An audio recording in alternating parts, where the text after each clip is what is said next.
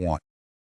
There is a particular kind of regret that I have heard more often than almost any other.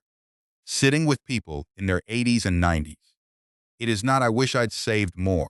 It is "I wish I'd done more while I still could." If you are over 65 or approaching it, you are standing in a window right now. A window that is wider open than it will ever be again. Role playing.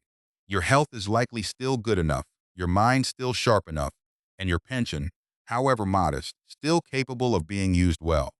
That window does not stay open forever, and it rarely closes with a bang. It closes quietly a little more each year until one day you look up and realize certain doors have shut without you even noticing them go.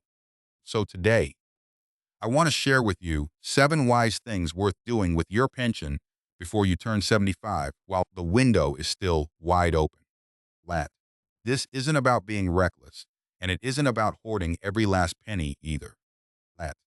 It's about using these years and this money with intention. Launch. Number 4 is the one most people leave far too late, and number 7 is the one I most wish someone had told me sooner myself. So settle in, pour that cup of tea, and let's walk through it together. 1. Before we begin, let me say why 75 matters so much. Because it isn't just a number I've picked at random. Rants. It's the age around which, quietly and gradually, the body and the world both start to close a few doors.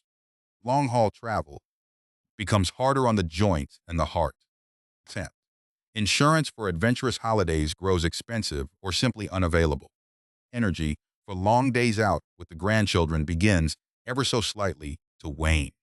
Rethink that. None of this happens overnight, and plenty of people in their 80s are sharper and livelier than people half their age. 5. But on the whole, the years between 65 and 75 are usually the strongest, healthiest, those capable years of retirement that most of us will get. They are, in a very real sense, the prime of this new chapter of life.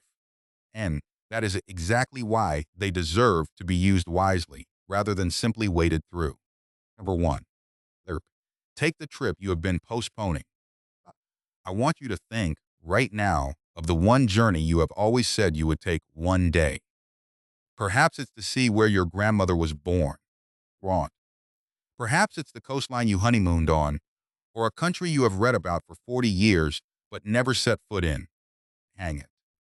I met a gentleman named Frank, a retired postman from Sheffield, who had talked for 30 years about seeing the northern lights. Every winter he'd say, "Maybe next year." Then his wife gently pointed out that next year had been said for 3 decades running, and enough was enough. Where they went.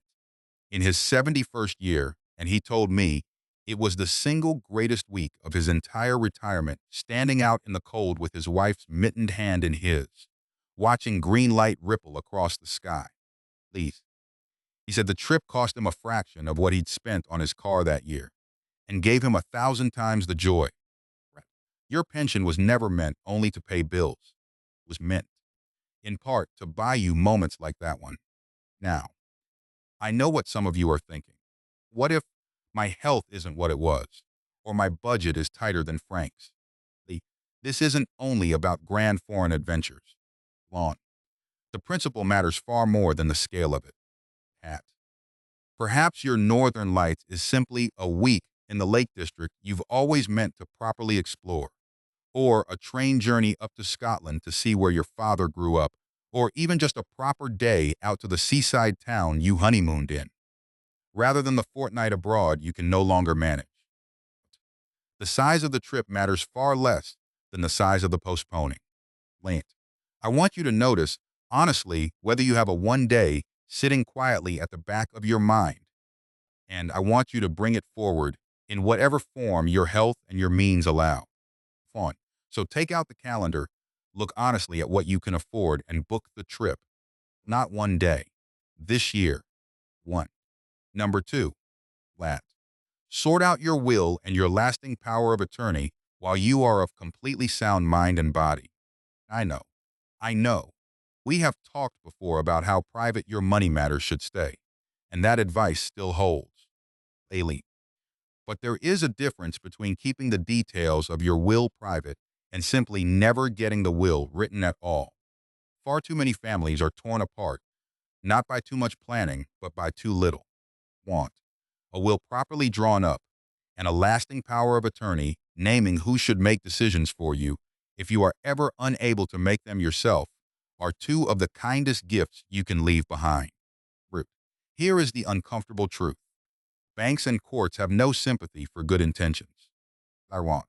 If you lose capacity without a lasting power of attorney in place, even your own spouse may need to apply to the court of protection at real expense and real delay, simply to access your own money to pay for your own care.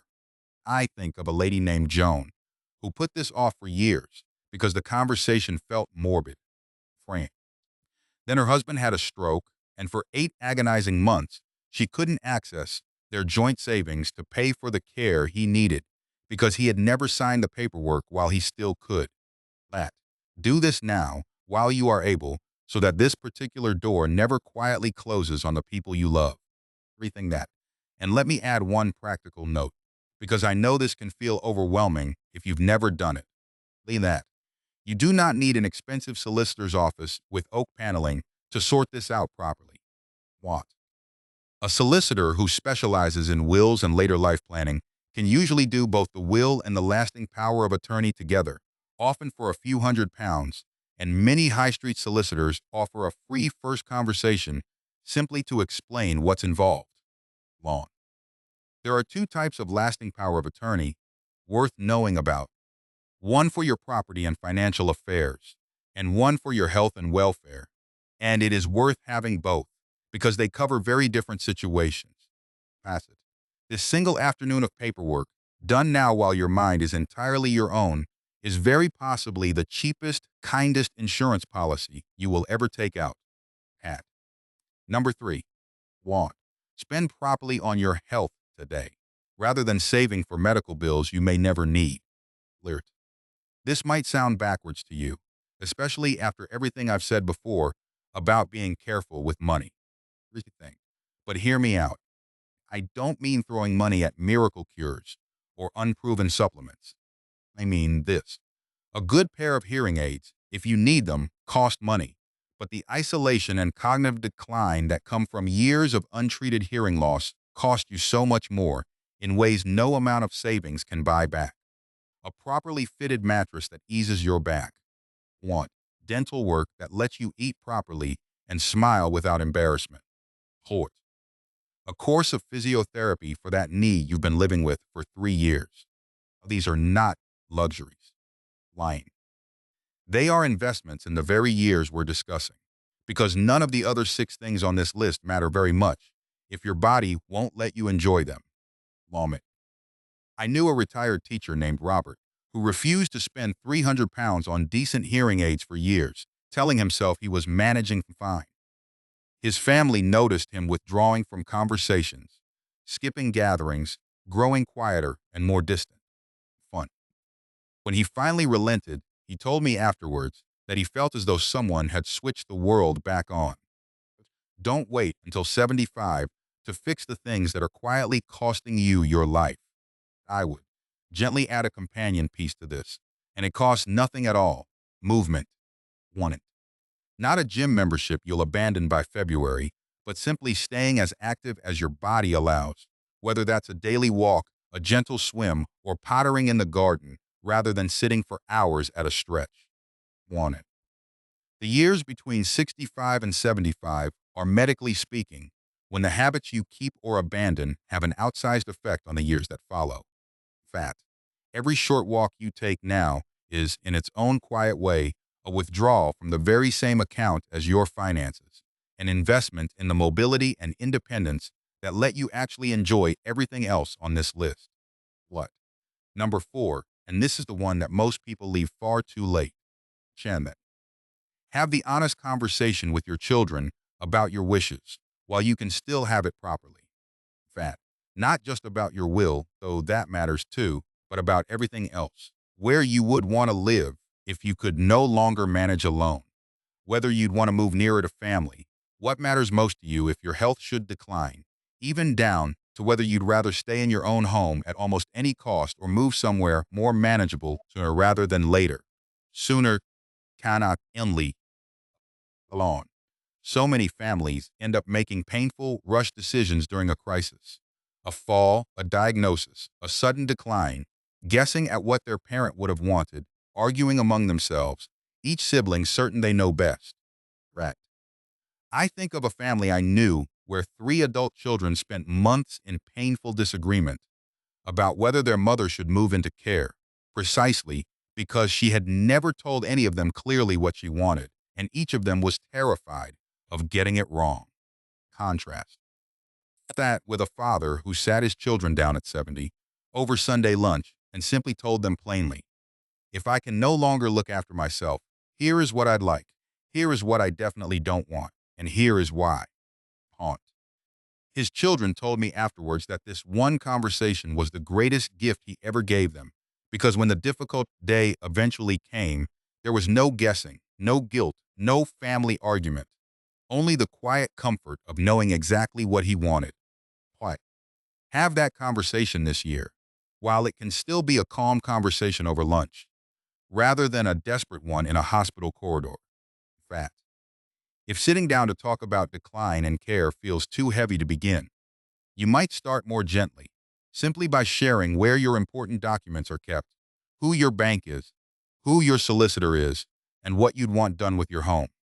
Guide.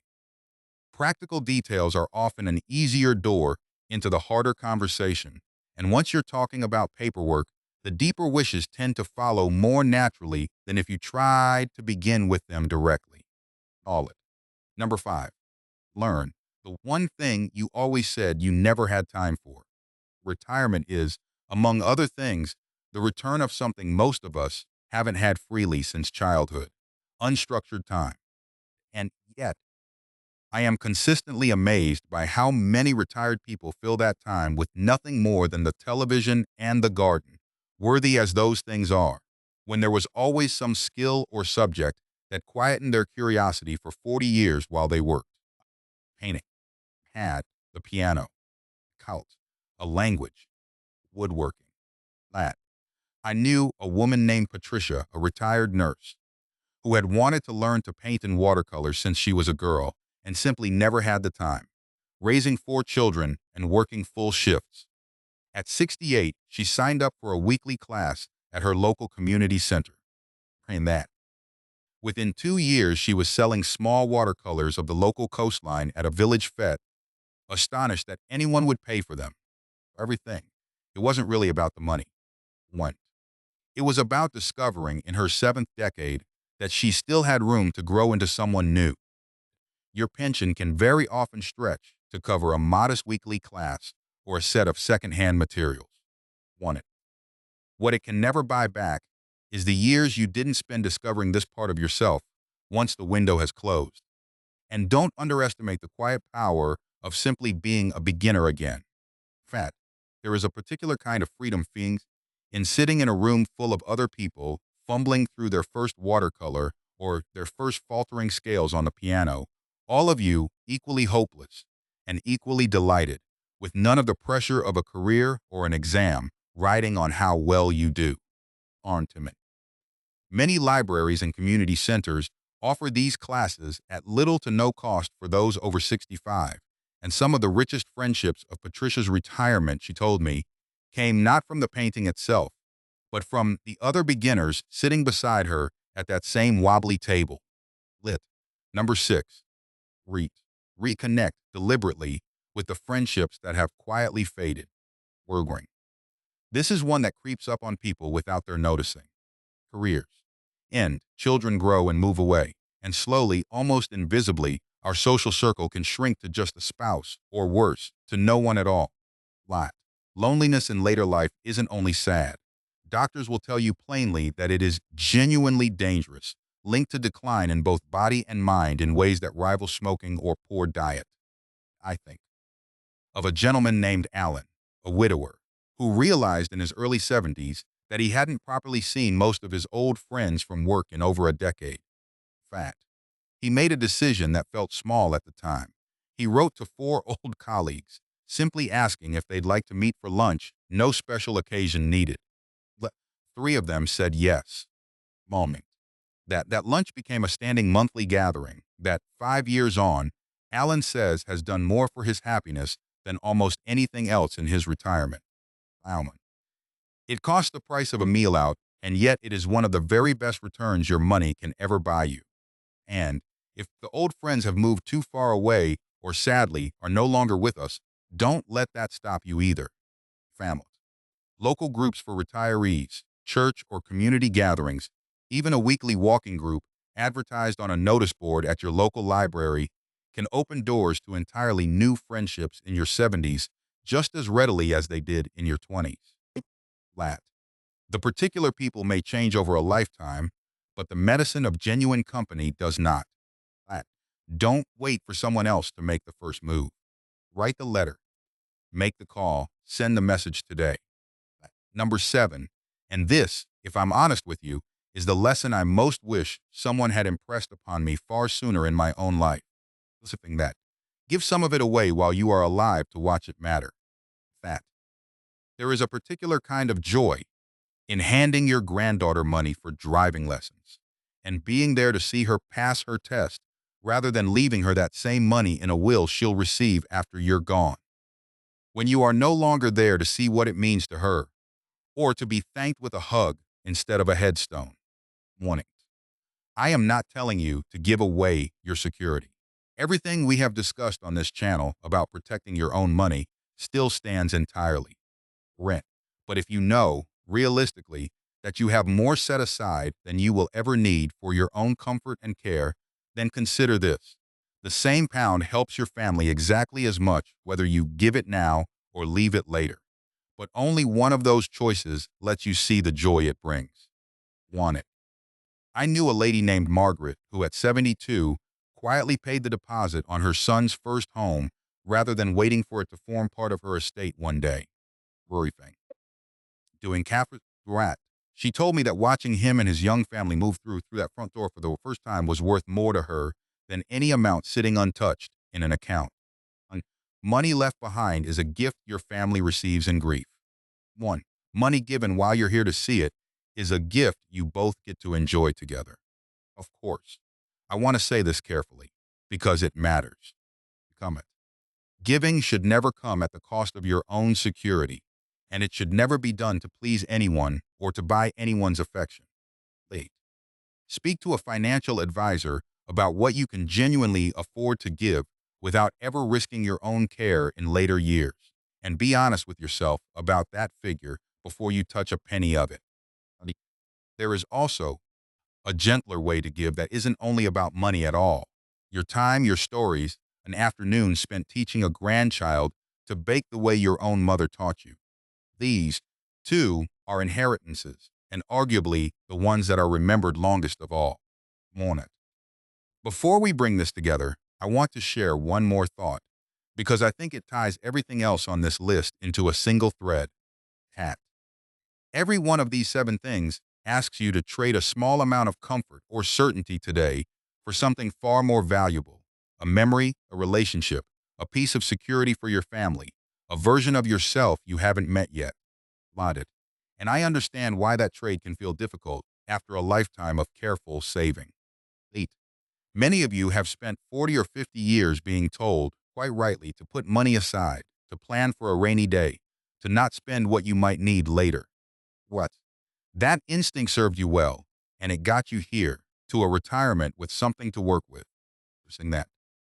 But an instinct that serves you brilliantly at 40 can quietly work against you at 70 if you never update it. Hot. The saving was for this. This is the rainy day, and the sunny one too.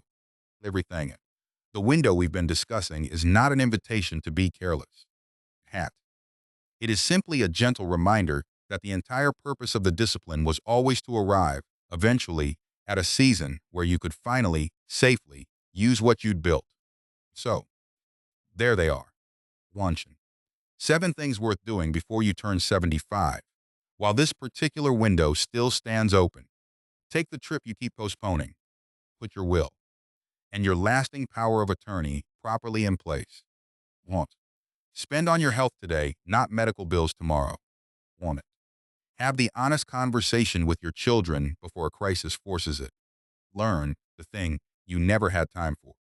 everything that. Reconnect with the friends who have quietly drifted. Laney. And give some of what you have while you're here to watch it matter. None of these things require you to be reckless with your pension. Want it. Every one of them simply asks you to be intentional with the years and the money you have, rather than assuming there will always be more time later to get around to them. Because the truth, gently spoken, is this: there might not be any kinder. And the kindest thing I can do for you today is to remind you, while there still is time, that there is time. Everything that. If this spoke to you, do take a moment to subscribe, because every week I share these honest, unhurried lessons for our later years, and I would love to have you along for the next one. Lance. And I genuinely love to know down in the comments which of these 7 you're going to act on first. Is it the trip, the conversation with your children, or something else entirely? Everything that.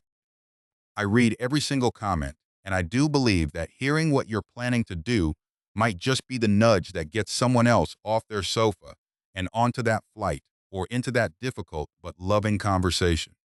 Kent, take good care of yourself. Use this beautiful window while it's open, and I'll see you in the next one.